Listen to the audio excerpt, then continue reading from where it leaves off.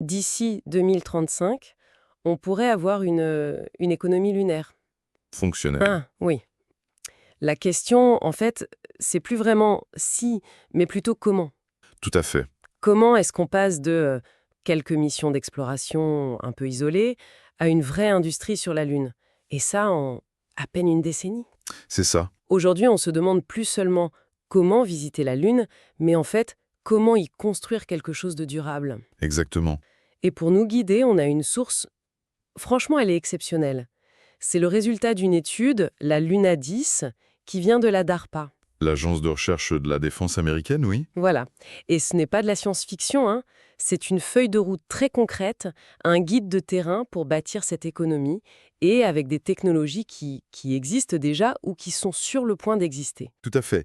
Et l'enjeu de notre analyse aujourd'hui, c'est vraiment de comprendre ce basculement.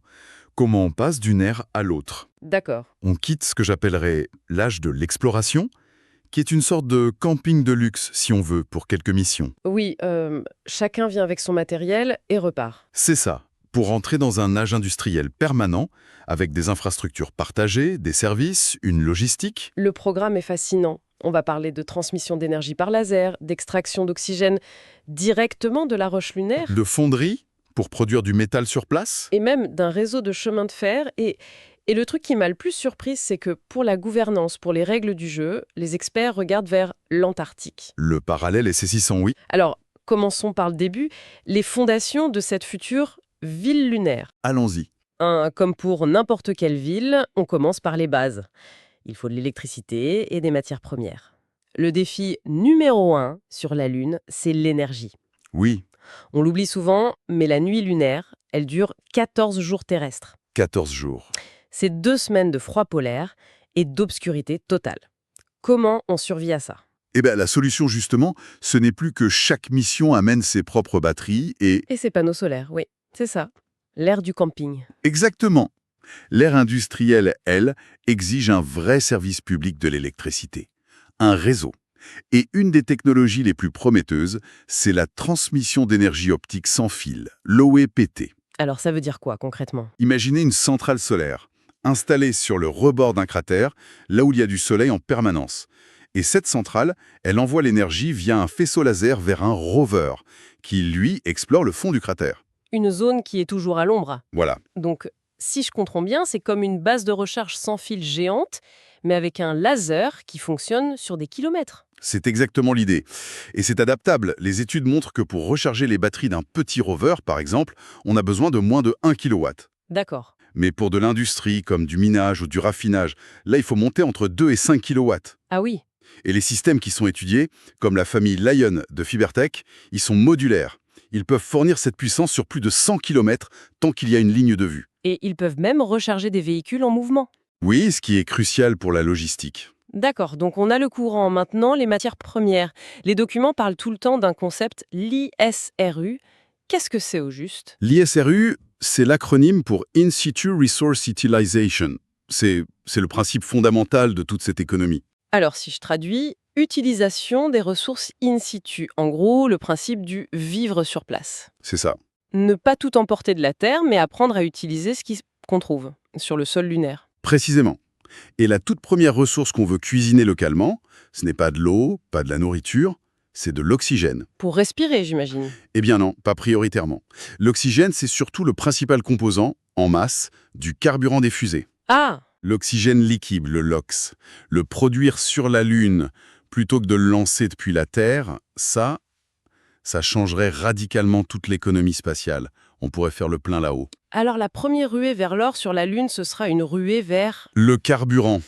C'est assez ironique, non? Tout à fait. Et comment on fait concrètement pour extraire de l'oxygène de la pierre? Il y a 2 méthodes principales qui sont étudiées.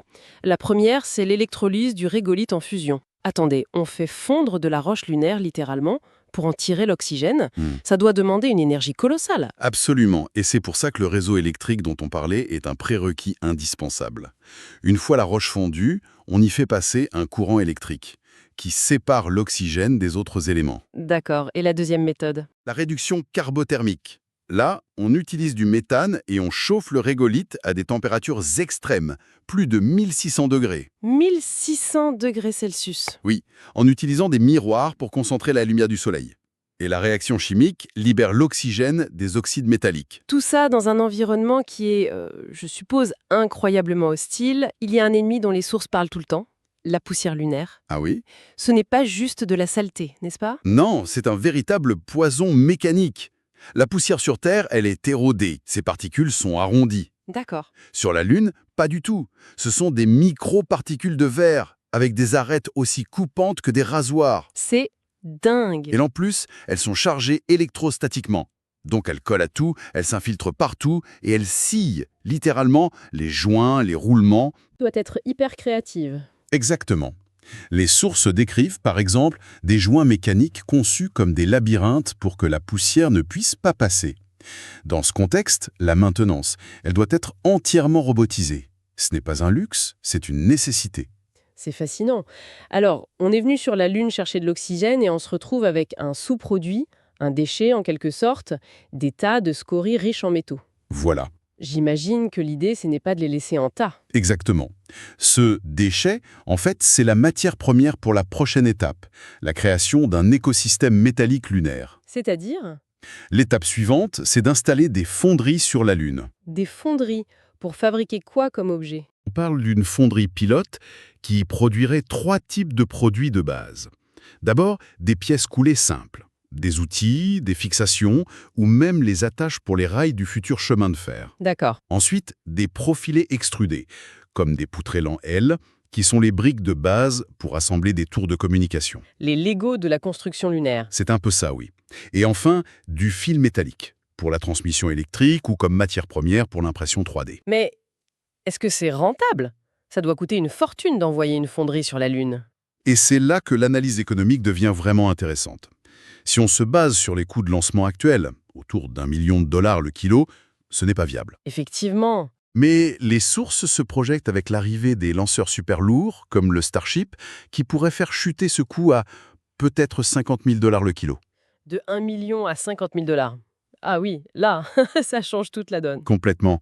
À ce prix-là, il devient beaucoup plus compétitif de produire une poutrelle en métal sur place que de la fabriquer sur Terre et de lui payer son billet pour la Lune. Ça fait passer le projet de rêve impossible à investissement stratégique. Absolument. Et avec ce métal produit localement, j'imagine qu'on peut voir grand. Très grand. Les documents évoquent un projet qui semble sortir d'un film, un réseau ferroviaire lunaire. Oui, et ce qui est fascinant ici, ce n'est pas tant l'idée du train sur la Lune qui sonne un peu rétro-futuriste. C'est vrai. Ma première réaction, ça a été de me dire que c'est une solution très 19e siècle. Pourquoi s'embêter avec des rails landins? Des flottes de rovers géants, ce ne serait pas plus simple? C'est une excellente question. Et la réponse révèle toute la philosophie du projet. La raison est double, la fiabilité et l'agrégation. Un rover peut tomber en panne n'importe où. Un rail, c'est une voie définie, robuste. Prévisible. Voilà. Mais surtout, le vrai produit, ce n'est pas le train, c'est le corridor. Le corridor. Le rail n'est qu'un prétexte pour déployer en même temps tout le système nerveux de la zone industrielle. Le couloir ferroviaire intègre des pipelines pour l'oxygène liquide, des lignes électriques, de la fibre optique, et il peut même supporter les tours de transmission d'énergie sans fil dont on parlait. Ah, je vois. Le rail n'est pas le produit, c'est la plateforme. C'est l'épine dorsale de toute l'infrastructure. C'est meilleure analogie. C'est cette agrégation de services qui permet d'amortir l'investissement. Et la construction se ferait comment? Avec une flotte de robots spécialisés. Un excavateur, un compacteur et un assembleur qui pose les traverses, fabriqués en régolithe frité, puis les segments de rail. Et les trains eux-mêmes? Électriques, alimentés par batterie, avec un freinage qui récupère l'énergie. D'accord. Et les wagons seraient spécialisés. Des trémies pour la roche, des citernes pour l'oxygène. Et il y a un détail technique que je trouve incroyable, qui montre bien les défis de la Lune. Le soudage à froid. Attendez, soudage à froid. Qu'est-ce que ça veut dire? Ça veut dire que dans le vide spatial, si 2 morceaux de métal pur, de même nature, se touchent... Oui. Incroyable. Donc 2 pièces peuvent se bloquer définitivement. Exactement. C'est un de ces problèmes auxquels on ne pense jamais sur Terre. Et pour l'éviter sur le chemin de fer, les ingénieurs prévoient simplement d'utiliser des métaux différents pour les rails et pour les roues des trains. C'est fou. Alors, On a des usines, des trains, une vraie ruche industrielle à la surface. Mais comment on connecte tout ça à la Terre? Comment on gère les arrivées, les départs? Il faut l'équivalent d'un grand port en haute mer. C'est le concept de hub logistique cislunaire. D'accord. Ce serait une station spatiale, mais pas pour des humains comme l'ISS. Une plateforme entièrement automatisée, positionnée à un point de Lagrange, ces zones de stabilité entre la Terre et la Lune. Donc ce n'est pas une station de recherche, c'est plutôt un gigantesque centre de tri orbital. Un port de conteneurs dans l'espace. C'est ça. Sa fonction principale est la correspondance de fret, ravitaillement en carburant, avec des cartouches standardisées pour que ce soit simple et rapide. D'accord. Chantier d'assemblage aussi, pour construire des structures plus grandes, et sa croissance serait même planifiée, avec des règles d'urbanisme spatial, un zonage pour séparer les activités dangereuses des zones d'amarrage des clients. Ça a l'air incroyablement complexe.